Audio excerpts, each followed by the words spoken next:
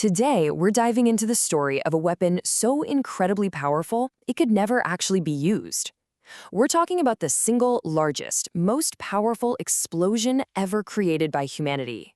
This is the story of the Tsar Bomb. So what do you think it was? A massive meteor strike? A super volcano eruption? Nope. The answer is honestly way more terrifying because it was something we built ourselves. Right there, on October 30th, 1961, over a remote island in the Arctic, humanity unleashed a man-made star on the surface of the Earth. It was an apocalyptic blast that would literally shake the entire planet and change the course of the Cold War for good. To really wrap our heads around what we're looking at, we have to talk about the numbers. And let me tell you, the numbers behind the Tsar Bomb are, well, they're almost impossible to even comprehend. Okay, so the official yield of the explosion was 50 megatons. That means it had the explosive force of 50 million tons of TNT. But, what does a number that big actually mean? Well, let's put it this way. This one single bomb was 3,800 times more powerful than the bomb dropped on Hiroshima. Just try to imagine nearly 4,000 of those explosions all going off in the exact same instant. Or how about this? The Tsar Bomb packed 10 times the explosive power of all the conventional bombs used by every country during the entirety of World War II. One bomb versus a 6-year global war. So the big question is, why? Why on earth would anyone build such a monstrous device? And the answer, of course, is buried deep in the paranoia and the high-stakes game of chicken that was the Cold War. It's July 1961. Tensions with the U.S. over Berlin are through the roof, and Soviet Premier Nikita Khrushchev decides he needs a massive, undeniable show of force. So he orders his scientists to build a weapon that would scream Soviet power to the rest of the world. This wasn't a weapon for a battlefield. This was pure political theater. He even famously taunted the United States, saying, "We will show you Kuska's mother." Now, it's a weird-sounding Russian idiom, but it basically translates to, "We're going to show you what's what." And that ominous phrase actually became one of the bomb's nicknames. So the order was given. But okay, how do you actually go about building a weapon on this kind of scale? The engineering behind it was a massive challenge all on its own. Its official name was the AN-602, but the bomb itself was an absolute behemoth. I mean, just look at the size of this thing. It weighed 27 metric tons and was as long as a city bus. It was so huge that it literally didn't fit inside the bomb bay of the biggest bomber the Soviets had. They actually had to cut a hole in the plane just to carry it. So, how did it work? Well, it was a pretty sophisticated 3-stage design. Think of it like this. First, a standard atomic bomb, a fission bomb, goes off.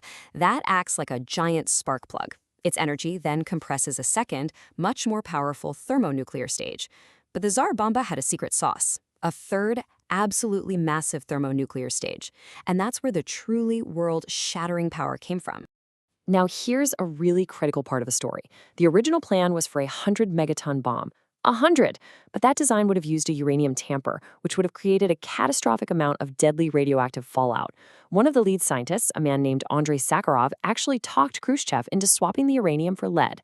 This move cut the bomb's power in half, down to 50 megatons, but it also made it one of the cleanest nuclear devices ever tested, slashing the radioactive fallout by a mind-boggling 97%. Okay, so the design is finalized. A remote, frozen archipelago in the Arctic Ocean called Novaya Zemlya is picked for the test site, and a mission with what was calculated to be a 50-50 chance of survival was about to get underway. A specially modified Tu-95V bomber was painted with a special reflective white paint. The hope was that it would reflect just enough of the heat from the blast to keep the plane from being vaporized. The crew, led by Major Andrei Dernovtsev, they knew full well they might not be coming home from this one. The bomb was dropped from an altitude of over 10,000 meters. From that exact moment, the pilots had exactly 188 seconds to fly as far and as fast as they possibly could. It was a desperate, terrifying race against the laws of physics. The only thing that gave them even a sliver of hope was this: a gigantic 800-kilogram parachute attached to the bomb. Its only job was to slow the bomb's fall just enough to buy the pilots a few precious, life-saving seconds to escape the kill zone.